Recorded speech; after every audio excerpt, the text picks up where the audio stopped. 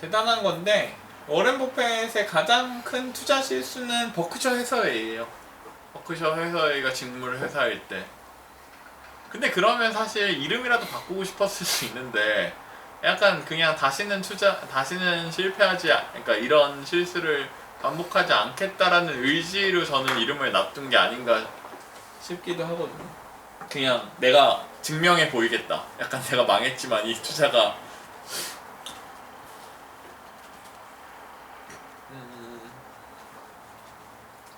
이런 것들이죠.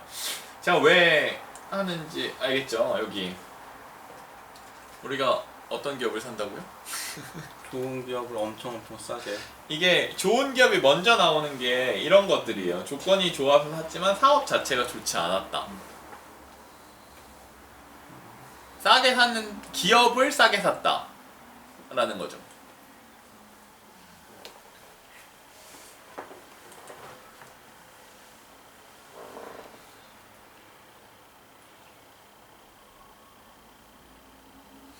그래서 여기 적혀져 있죠.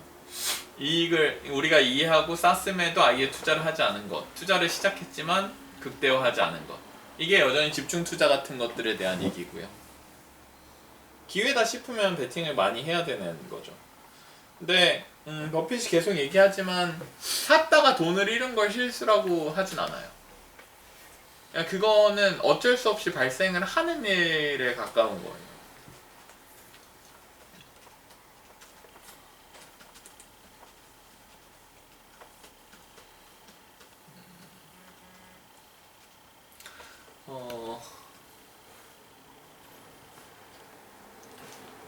버핏이 안 좋은 비즈니스에 대해서 얘기를 했을 때 저는 그게 되게 와닿는데, 그러니까 그것도 워딩이 그러니까 숫자가 정확히 기억은 안 나지만 자기가 가격을 10센트 올리고 발 뻗고 못 자는 비즈니스면 나쁜 비즈니스고, 자기가 가격을 10불을 올리고도 편히 잘 수 있으면 그게 좋은 비즈니스라고 하는데, 그거 자체가 결국에 가격 책정력이 나한테 있냐 없냐를 얘기하는 거고요. 그거 자체가 브랜드가 있냐 없냐라는 얘기랑 결론적으로는 똑같아지는 거예요.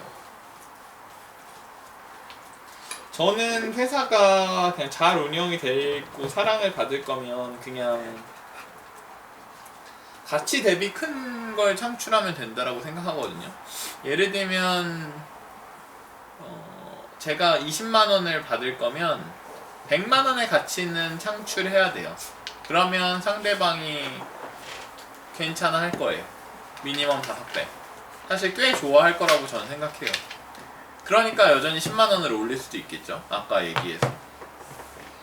왜냐면 그래봤자 30만 원 대 100만 원이면 여전히 제가 생각하기에 20만 원 대 100만 원이면 저쪽에서 엄청 고마워하고 약간 뭔가 사랑해 주려고 하는 느낌이라면, 그 비율의 차이에 따라서 사람들이 그냥 빚을 갚는 차원이라고 저는 생각해요.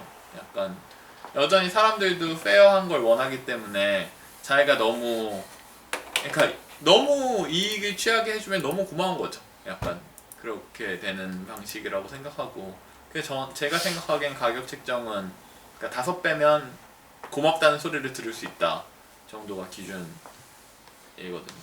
그냥 뭐 그거는 사실 논리적이거나 약간 근거가 있진 않아요. 그냥 다음 같은 걸 뿐이지. 가격 책정력에 대한 얘기고요.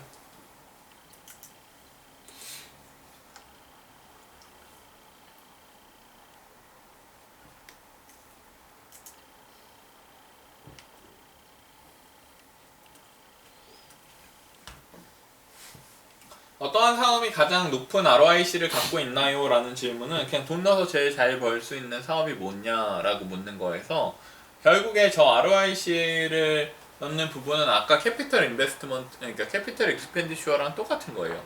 자본 투자가 적으면 된다 는 거죠. 결국엔 그게 결국 부채를 많이 끌어다 쓰는 거일 수도 있는데, 그 부채를 끌어다 쓸 때 속성이 좀 달라요. 그러니까 선수금 같은 그러니까 보통 이자 발생 부채라는 말을 쓰는데, 부채 중에 이자가 발생하는 부채가 있고 이자가 안 발생하는 부채가 있거든요.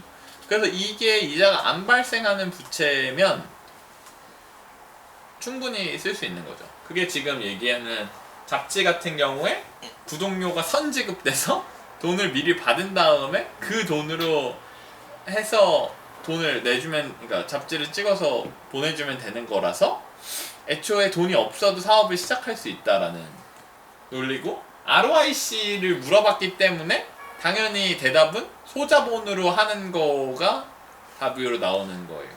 무슨 말인지 알겠죠? 나눗셈이니까요.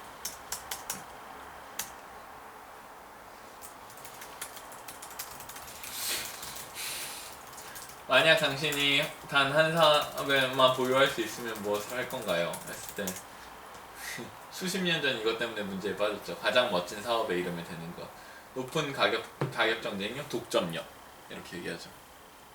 이런 것들이 참 투자자는 결국 그래요. 사실 지금 독점에 대한 생각이 많이 바뀌고 있어요. 그래서 미국에서도 많이 바뀌고 있거든요. 미국에서 아마존을 독점으로 인정을 할 것인가 안 할 것인가에서 인정을 안 하기로 판결을 저번 정부는 했었었는데, 제프 베조스가 트럼프한테 이번에 너무 깝쳐서 이번에 어떻게 될지 모르겠지만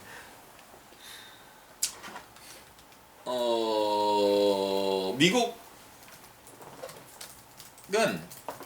공정한 걸 원했던 적이 없어요.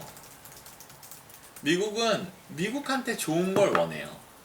그래서 아마존이 독점이냐 아니냐를 본 게 아니에요. 아마존이 독점인 게 미국한테 좋은가 안 좋은가를 본 거예요. 그랬을 때 아마존이 독점을 한 게 좋다고 결론을 내렸어요. 어쨌든 그렇게 했을 때 결과적으로는 독점인 게 고객 입장에서도 좋고 기업 입장에서도 좋아요. 편하거든요. 근데 이게 독점이 안 좋아질 때가 경제학에서 공부를 해보면 아는데, 그러니까 독점적 지위를 이용해서 가격을 높이 책정을 했을 때 소비자가 그 가격을 받아들여야만 하는 경우가 독점이 안 좋은 상황인데, 아마존이 아니고 구글이었던 것 같기도 하고, 뭐 어쨌든 그런 상황인데, 그 상황에 대한 거를 안 하면 독점이 그냥 양쪽한테 좋은 거예요. 무슨 말인지 알겠죠? 가격을 안 올리면 된다고요. 근데 투자자한테는 어마어마하게 좋은 거고요. 투자자들은 기업을 찾죠. 그래서 저는 제가 잘 이해가 안 되는, 그래서 여러 가지 부분들이 사회주의를 선호하는데 주식 투자를 하시는 분들이에요. 잘 이해가 안 돼요. 약간 노조는 지향하는데 내가 투자한 회사는 노조가 없었으면 좋겠고, 이게 어디 가서 자기가 노조를 지지한다고 얘기하는 거에 대한 거를 저는 잘 모르겠어요. 이것도 여전히 투자를 그 사람이 더 해서 돈을 많이 벌 거면 독점을 하고 있는 회사를 원할 거예요. 하지만 논리로 따지면 독점에 반대해야 되는 그런 것들이 있겠죠. 사업을 하는 입장에서도 그러면 나는 너무 시장 점유율이 높아지고 있으니까 고객들한테 메일을 보내서 우리 거를 쓰지 말라고 해야겠다가 더 아름다운 세상을 만드는데 더 경쟁자랑도 사이좋게 지내면서 그런 거일 수도 있겠죠. 당신이 기업을 인수하는데 철학이 있습니까? 가 아까 제가 얘기했던 그런 거죠. 오너가 기업을 사랑하는지 돈을 사랑하는지입니다. 이거 두 개가 되게 둘 다 중요하다는 얘기여서 이제 두 개가 떨어져 있는 거예요. 아까 얘기했던 대로 기업을 하는 거가 아까 얘기했던 대로 사회적 가치 창출에 더 가깝다면 돈을 사랑하는지까지 붙어야 경제적 가치 창출에 가까운 거죠. 여전히 저는 제프 베조스를 엄청 좋아하고 아마존을 엄청 좋아하지만 아마존이 사회적 가치 창출을 엄청 많이 했다고 생각하는데, 제가 생각하기에 경제적 가치 창출을 할 가능성은 별로 없어요. 앞으로도 별로 없다고 생각하고, 그런 것들이 이제 제프 베조스는 아마존을 사랑하긴 하는데 돈을 사랑하진 않았던 거죠. 돈을 사랑하지 않으면 그 사람은 위대해지고 사람들한테 도움이 되지만 그 사람한테 돈을 준 투자자한테는 별로 도움이 안 된다 라는 얘기예요. 실제로 아마존은 엄청 올라서 투자자들은 매우 있겠지만 실제로 제가 생각하기에 그거는 뭐 떨어질 수도 있다고도 생각은 해요. 어쨌든 그렇고요.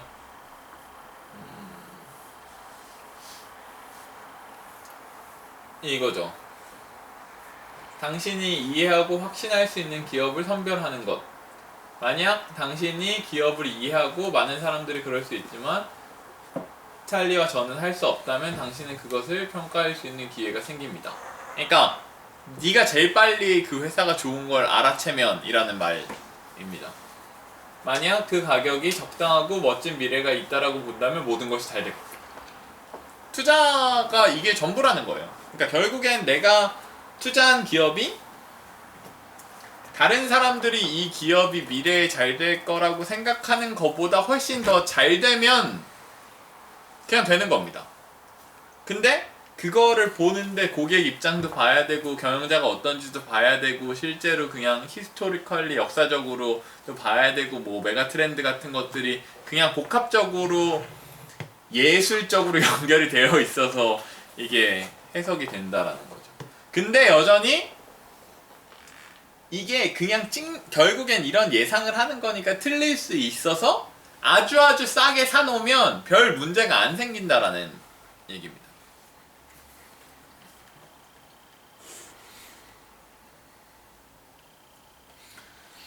그렇죠? 그래서 그러니까 공부를 해보면 모르겠다라는 거가 많이 나오는데요. 그러니까 확신할 수 없다.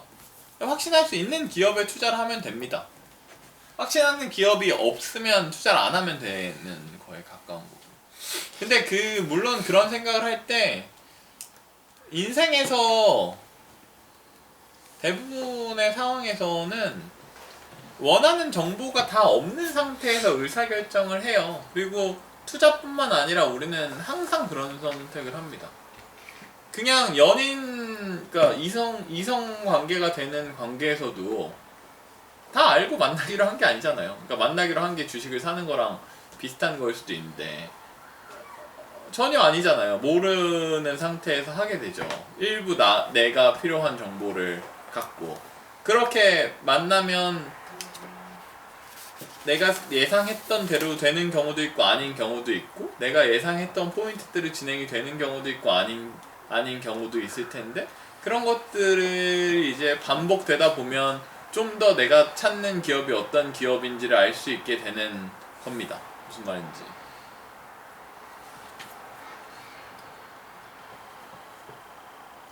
되게 안전하게 하는 거고요. 워렌 버핏 뭐 아시겠지만 원칙은 돈을 잃지 않는 거고 2대 원칙은 첫 번째 원칙을 기억하는 거라고 얘기를 하는 게 그냥 얼마나 강조하고 싶은지에 대해서 얘기를 하는 거죠.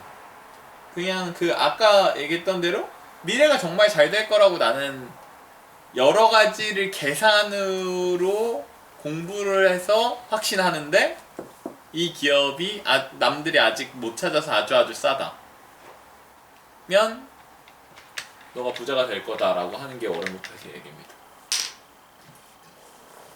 여기 있죠. 우리는 모든 기업의 가치를 정확히 산정하는 시스템은 없다. 버핏이랑 뭔가 못한다는 겁니다. 베이에이션으로 이 기업은 적정 PER이 10입니다라고 자기는 얘기할 자신이 없다라는 얘기고요.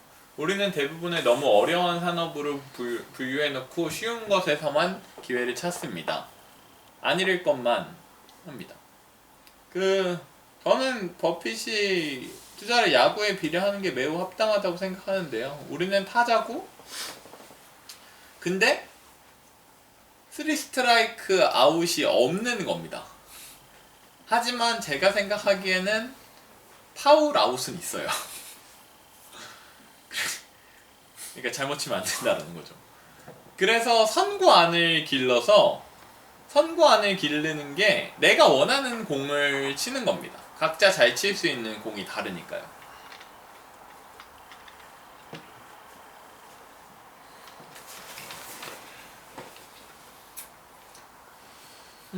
기업의 가치를 구하는데 성장률을 어떻게 보시나요? 할 때 뭐 장기적인 성장률이 할인율보다 높다면 수학적인 가치는 무한대가 됩니다. 이것은 얘의 역설이며 이렇게 썼습니다. 일부 경영자들은 기업의 가치가 그래서 무한대라고 생각한다. 그래서 많은 애들이 실제로는 어려워지죠.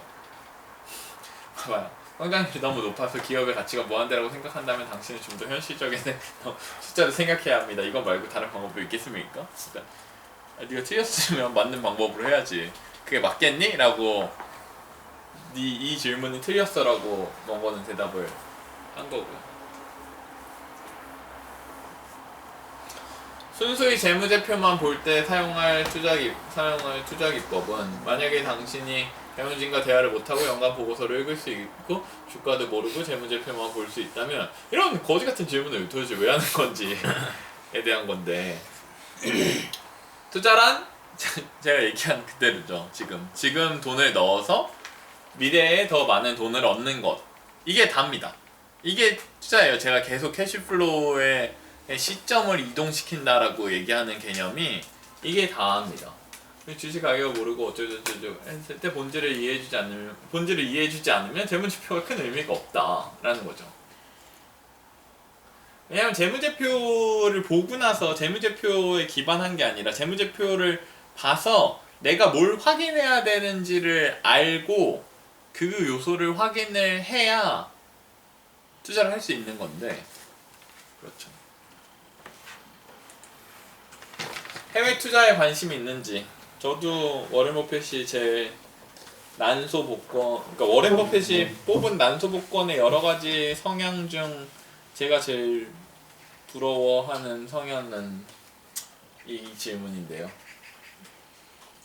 우리는 미국 내 투자에 편향되어 있지만 미국에 투자한 지도 50년이 더 됐고 지속적으로 관심을 갖고 있다라는 거죠. 만약 코카콜라의 본사가 암스테르미아다고 결과가 같았을 거다라고 하는 거죠. 미국 외에서는 그러나 들어본 적이 없어서 뭔가 그렇죠.